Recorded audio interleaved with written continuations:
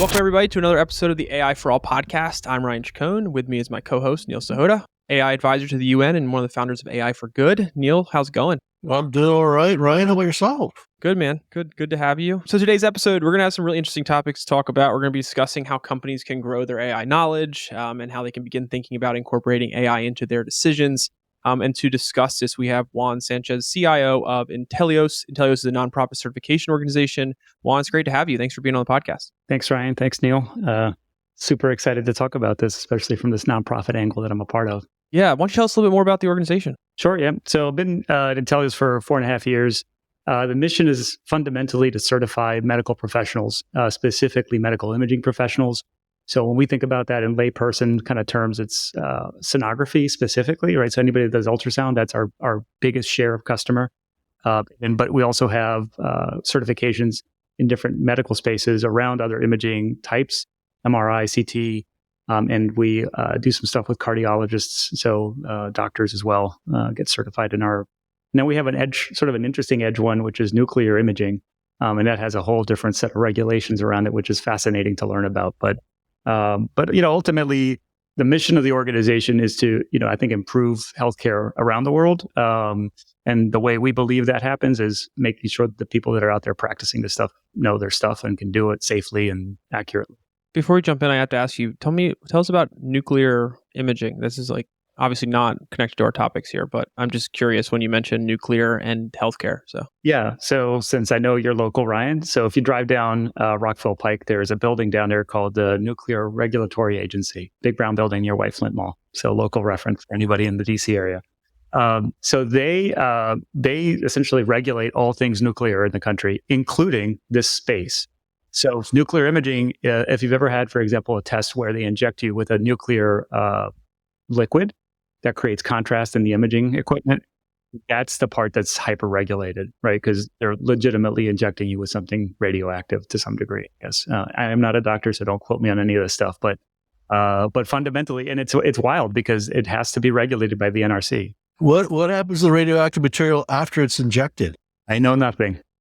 Yeah, I mean, this is if you're interested in healthcare, this is the area to be in. I mean, you just drive down Rockville Pike, anywhere around this area, or even Shady Grove Road, where I am right now.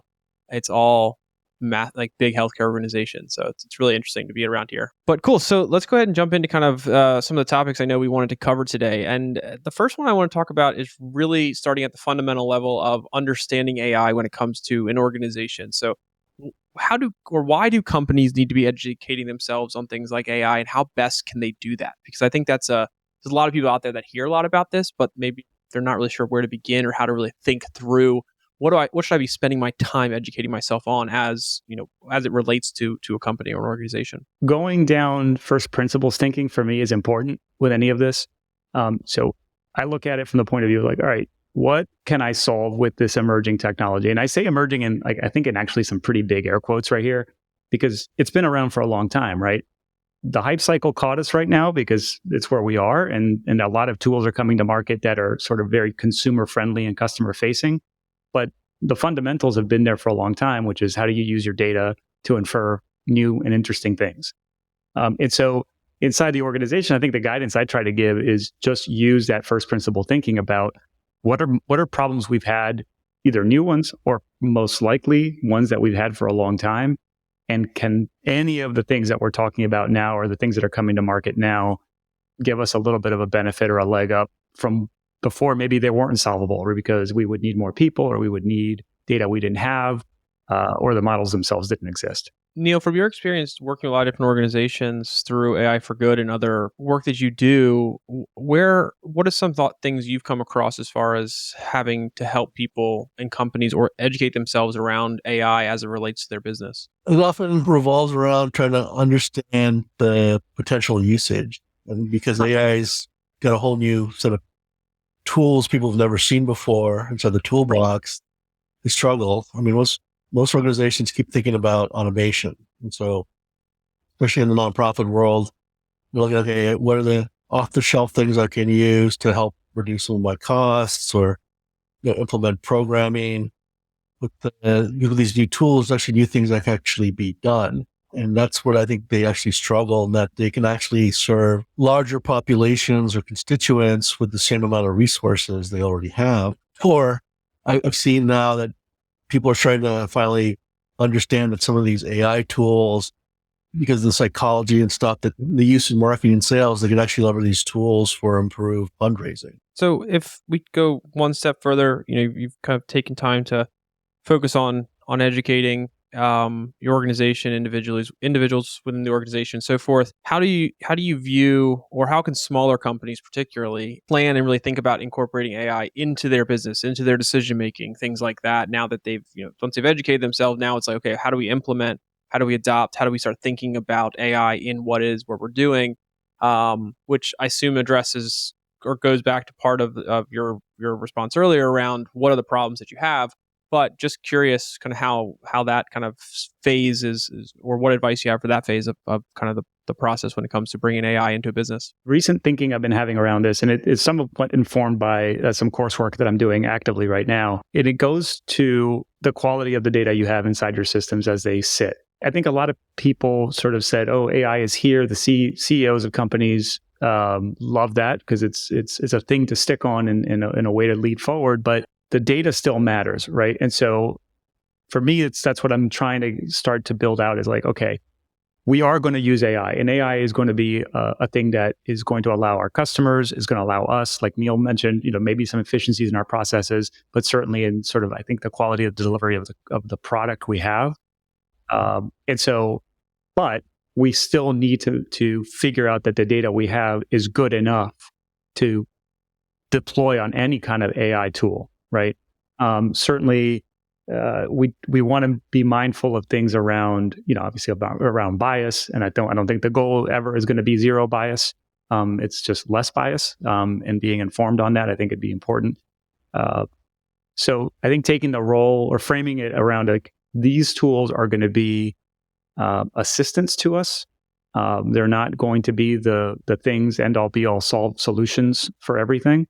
And at least for today, still having the human in the equation considerably. I mean, especially in our medical space, that has to be part of it. Like we can't go into this with a fervor that says AI replaces all humans. It can't. And just for today, it's not there. I think that the truth is, a lot of organizations have really seen this, is that you really haven't automated that many people out of jobs.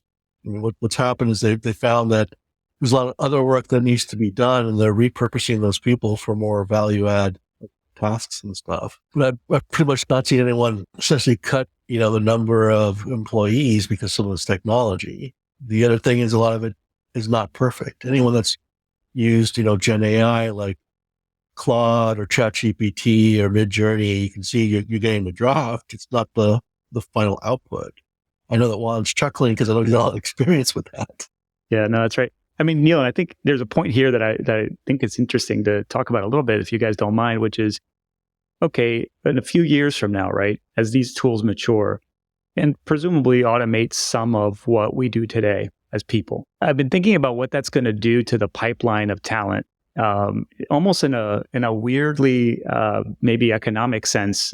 So maybe it's not a perfect comparison, but it's sort of like, if we no longer need, let's say, entry-level people because the AI is doing the entry-level work, then how do you get people to mature into the middle of the company, so to speak, right? And then how do you create senior positions from there if you've completely erased the need for the entry level? I mean, I'm just using one particular case, but is that something that you all have heard as well, or seen or thought about? I mean, it's from my standpoint, I can answer that in 2 words. Dewey Decimal System. It's like 3 words. Right? And I think it's just that the trajectory of the career path is going to change. What we normally think is entry level, there'll be other things that become entry level.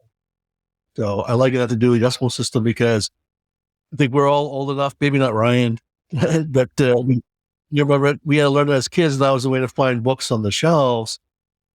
Today, you don't really need that. And I think they've actually stopped teaching it, because like, you search online with keywords, you find the book, and odds are it's an ebook.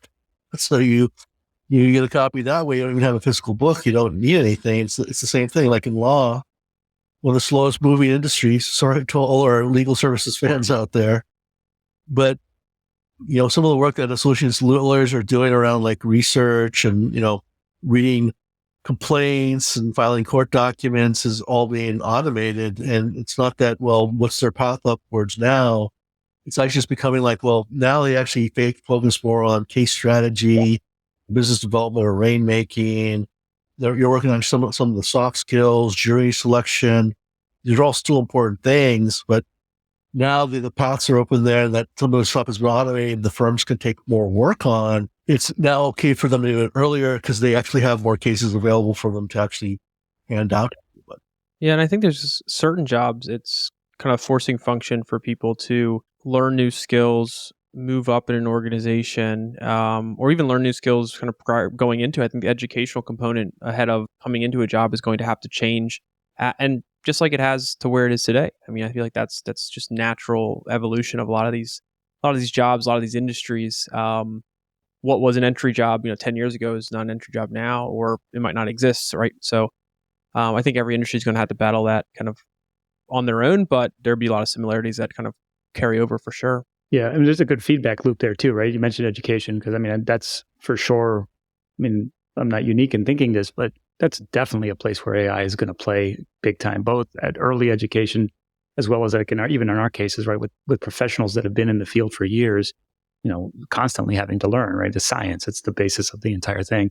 So that's for us a huge area about how do we leverage AI to create better educational experiences for them. I think that's a really interesting point, because if I think back to when I went to school, there was a lot of professors that just over the years had a reputation of teaching the same stuff and just kind of being locked into their tenure and their same textbook year after year, but being able to have access to new information, more timely information, and be able to teach in a kind of different way, I think is going to benefit. But yeah, it's an interesting thing to think about for sure. There's an interesting aspect to this, in that our learning models are still mainly based from the 19th century.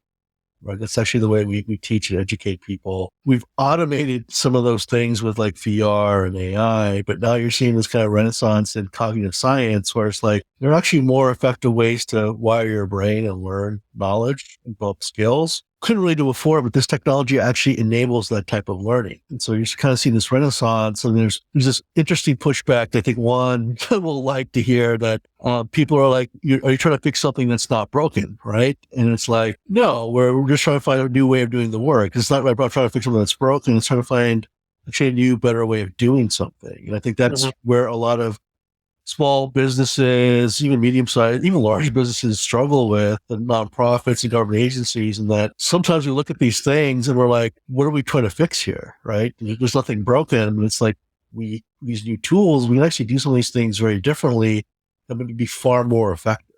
There's an irony that's not lost on me, in that the closer we learn about programming machines to act and behave like our own brains, we start feeding back to ourselves to not teach us like machines, more like humans. If we're saying that certain entry-level tasks will soon go to the wayside of technology and automation, and then the requirement in order to kind of have that new entry level is going to be higher, how do you think that's going to motivate, or maybe not motivate, people to learn those skills that are required in order to advance their career? Do you think that's going to become more of a challenge for people? Do you feel like people are going to be less motivated to do those kinds of things? Or do you feel like there's still going to be plenty of opportunity for people who want it? I'll go with the positive side of that, the more optimistic side, which I think there's going to be plenty of opportunity. And for me, the example that kind of hit my brain as you said it was, and I've said this before to friends, but the iPhone never came with an instruction manual. The motivation to learn it because of the value that you were unlocking by using that device in your life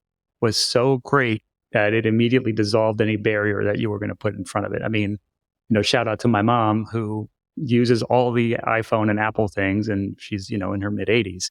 To me, that's all the proof I need to see, right? So I think these kind of tools that are going to be coming forward for us and changing the way we work, they're just going to be so valuable to you and to learn them that you're going to just do it either actively or by osmosis almost.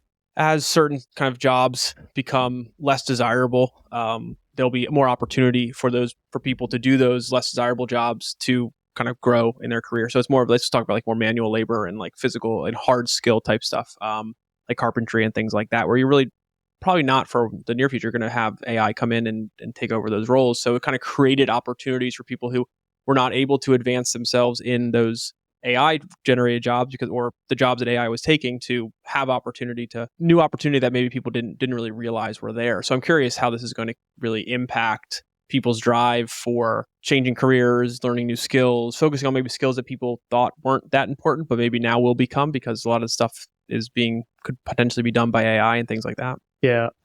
It's funny. I think you're right. I think the trades, for example, are going to benefit from this. In not the way I think, it's sort of the way you're insinuating, which is I may choose to just opt out of the entire technology world and go be a tradesperson, because that's just a more fulfilling job for me today, right? And I can maybe make the same amount of money as I'm making, jockeying AI around. In fact, I had an interesting little anecdote here to tell quickly, which was amazing. Friday, I went and got a haircut, and I sat there, and so, you usually have your conversation with the person going to cut your hair. And what do you want to do? And I said, hang on. So I opened my phone and I opened up a bunch of Lensa pictures that were all AI generated of myself, different hairstyles. And it wasn't about that, right? I actually just Lensa as a fun thing, like the rest of us did, so we could put it on our LinkedIn profile, but and pretend like we're not aging. But so I showed the guy these pictures. I said, look, here's the one that I've been using on all my like internal chat tools, and my profile pictures. And he's like, that's a good haircut. And he looked at it. He's like, this is amazing. I was like, has anybody ever walked in here and shown you AI generated pictures? He's like, no, but I'm absolutely going to ask people to do that, because then we conversation about what you want, and you can see yourself reflected in the tool. And, those pictures are there. He said, but he added this, which is back to the trades idea. You still have to know how to cut hair. You're not going to have a robot, not yet, do your haircut. I don't know if I would trust it. No, I'm not going to trust that. I mean, they have robot barbers in Star Wars. Yeah, that's true. I think a lot of time has to go by proving that they will not mess things up for me to trust that. I've been going to the same person since I was like 14 years old, and it's just like trusted. I know what I'm going to get. Let me ask you this. So, when we talk about, or people hear about things out just through their browsing of social media, their chats with colleagues, these hype cycles are kind of just naturally developed within different organizations and just kind of across society. And when it comes to AI, I think it's been very big hype cycle for the last number of months into the end of last year. How can companies navigate that hype? And, how do these hype cycles really influence things within an organization? Because it's very easy for certain people within an organization maybe chase the latest and hottest thing. But in reality, some of these hype cycles do end and they kind of fizzle out, and those things are not necessarily as big as you thought. So how do you evaluate what is worth paying attention to, what is worth learning about to then incorporate and potentially bring into your business? Yeah, it's a deep question. All right, let me tackle it from first the really pragmatic side, which is when the hype got real hype. And my colleagues, the same thing. A lot of calls to, hey, you all CIOs, we need policies and procedures around AI. So that's for like internal to the business, right? That one I took a pause on, and I said, don't think we need anything separate for AI. I think what we need are guidelines, right? So just some sanity checks, which again, I'll go back to, these guidelines that I legitimately wrote them in 15 minutes in a very condensed style and published them and made them freely available to everybody in the nonprofit community, right? So it was back to first principles. Check what you think you're looking at, right, before you release it to the public. Be careful about sharing anything that's intellectual property that you wouldn't share in a public sphere anyway. Assess the cybersecurity risk of the tool, and then move forward with it, right? Just adapt those first principles like you would to anything we use. I think maybe the nuance or the new thing here is sort of like that trust thing, or like don't just assume that the thing's spitting back at you, especially if you're using a chat style interface, right? That those are like the words. And I think the other thing I've added to that in the recent past is the machine isn't lying to you.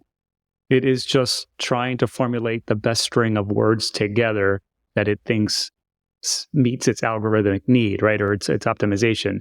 But don't make the mistake of thinking the thing on the other end is a human, that it's actively trying to lie to you. It's not, right? So that was it for our end, right? Recently, we talked about it a little more to see if there was still an opportunity now to do a standalone policy. I'm still of the thinking that you don't, because you should have policies already in your organization that speak to a lot of what any of these tools would expose you to as far as risk. On the other side, right? So that was sort of the internal, very like practical. Okay, we just got to keep running the business. How do I help people find their way through this? On the other side of it, it's who are the platforms, who are the companies that can help us deliver a better product to the customer. So in our case, right, as I mentioned, we are in the assessment business primarily, right? So we write exams. And as I mentioned, one of our key goals is also to reinvent the way those things are done. So naturally for us, it's let's look at companies out there that are either in that assessment space or education space that can help us produce a better quality tool that assesses the performance of the people that are coming to us for that assessment. And then move from there, right? I don't think in companies our size, so I know one of the things that we want to talk about is that, we're a smaller organization and, we don't have unlimited money, especially as a nonprofit. So a lot of this has to be done through partnerships. I don't think the play here for us, at least not immediately until costs come down even further, that it's going to be to build our own things. It's absolutely going to partner and leverage what other folks are doing. And then also benefit from the wisdom of the collective. Working with other partnership organizations that are similar to ours or in the same space as us, and trying to figure out, sort of coordinating with each other on what we're learning collectively to help inform each other. So you mentioned kind of your role in particular as a CIO. And there's lots of obviously CIOs and other organizations that have to evaluate and understand all these different things, different technologies that come around. So how is AI kind of impacting how you've seen CIOs and their role in responding and helping organizations like absorb these technologies that are emerging very quickly? Like what kind of things are you seeing and what things should be thought about for other CIOs out there that are listening? Yeah. So guiding principle for me there is take the tool if it makes your life better. So just again, super simple. Take the tool if it makes your life better, but only take the tool if it makes your life better. And we're also paying for that tool already, because we've seen a lot of that. That's been sort of the early thing right now. It's been everybody that we're partnering with from a SaaS platform perspective had to sort of also now with AI, right? Extra strength AI in their platform. And so I'm fine with that, but let's make sure that we are at least under a contract or under some sort of legal coverage that if we start using the AI component that they're introducing, that it's not exposing us to unnecessary risk, number one. And then number two, go back to the usability part of it. Is it a toy, or is it something that legitimately is adding value to either the way you work on a daily basis or the outputs that you put out as a person that does a particular kind of work, or even better, is it improving the outcomes that you're having either as an individual or as a team? And if the answer to those questions is yes, then they can keep doing that. If the answer is, sort of, but wait and see, then wait and see. I think that's sort of been my philosophy so far. One thing you mentioned earlier in our conversations I want to come back to is you talked about, especially for smaller companies, being able to determine and evaluate that if they have good data. How do you kind of evaluate, how does an organization evaluate if they have good data? And if they don't, how do they go about getting that? That's a great one for some of the work that we're particularly doing right now. All right, so first things first is hopefully in your organization, you've made some effort around data governance, right? And I usually hate kind of starting with that because it's such a boring topic in a lot of ways, which is like, okay, I know where our data is. Our databases are properly constructed. I have, data definition catalogs published and up to date.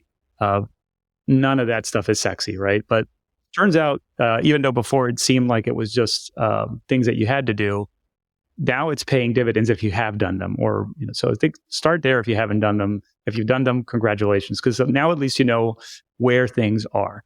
Now, for as long as I've been doing this, and I've been in the tech space for over 20 years, I've been hearing we have bad data. Our data is no good. We need to clean it. We've got duplicates. We got to merge records. We have so all that foundational data. The bad news is I don't think any of that is going away.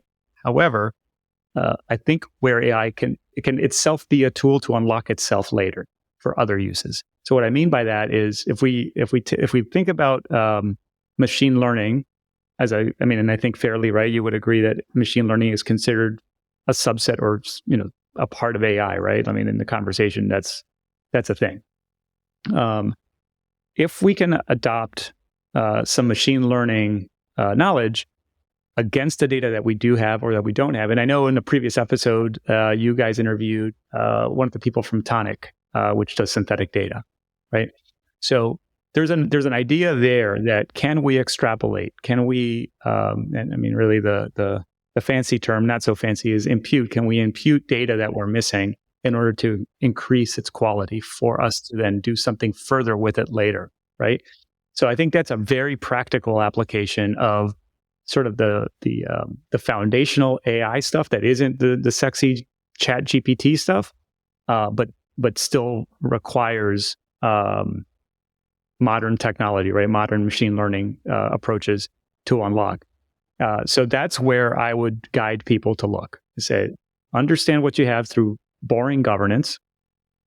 Ask the business, or even better, ask your customers what their main problems are. Overlay that with, okay, what do we have and where are our gaps? And then work with some machine learning to fill in those gaps, and then eventually deploy that if you can deploy that against an AI model that does better prediction for you, for example, so you can tailor your solution to the customer ultimately. So the last question I want to ask you before we wrap up here is just around kind of taking everything we talked about today. If you were to give just a couple pieces of advice for people and companies looking to how to evaluate and adopt AI solutions, how best they can do that to increase the likelihood of success, bringing that internally, what would you kind of say to them?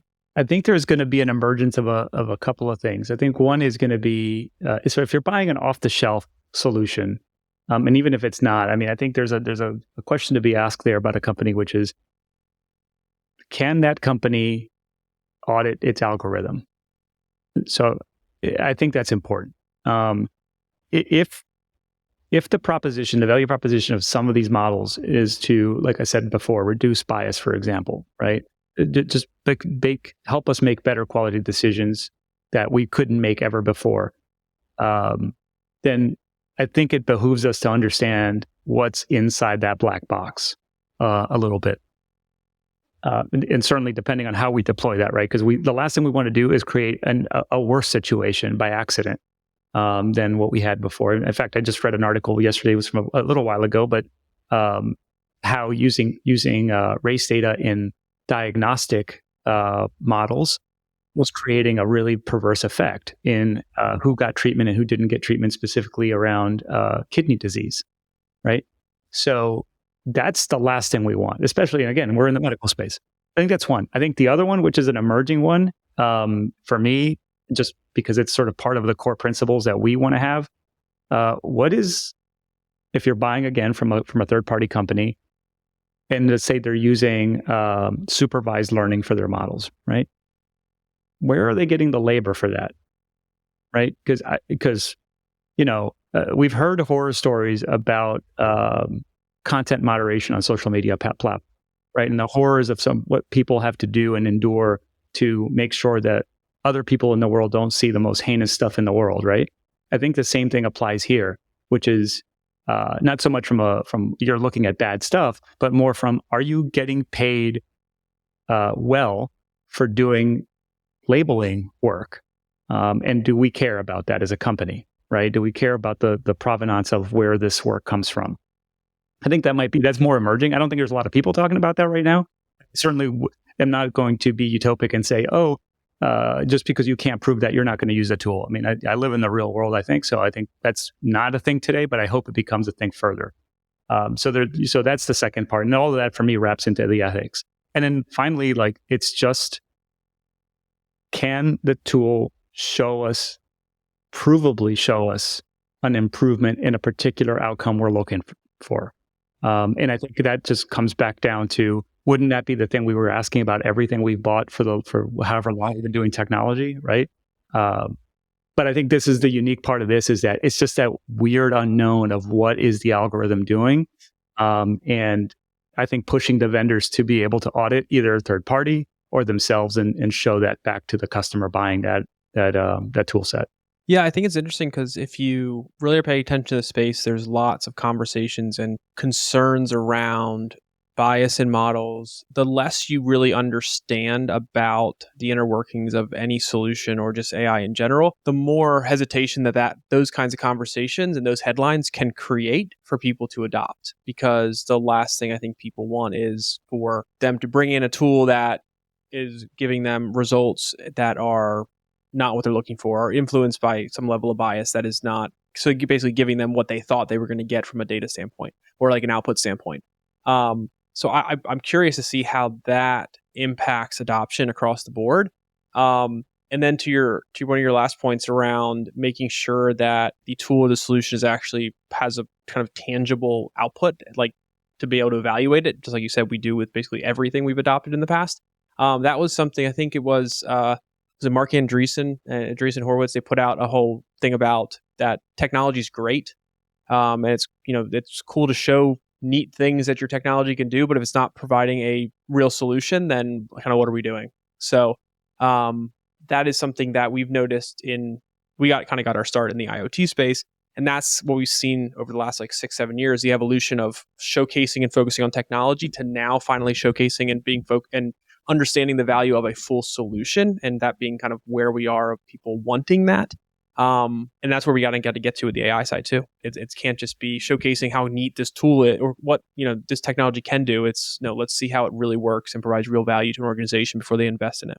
I don't want to sort of come off as saying oh, don't take this on and being a Luddite about it. I don't think that's the right play either. So I think there's a way internally for you to strategically deploy this in gates, right? You can certainly adopt AI, but test it as much as you can internally before you start sort of releasing it in sort of, especially to your customer facing world. And even when you start doing that, just do incremental feature release kind of thinking around it, which is, this is safe enough to try now. Okay, let's put that out into the wild. Now what's the next horizon out of this feature set that we can leverage?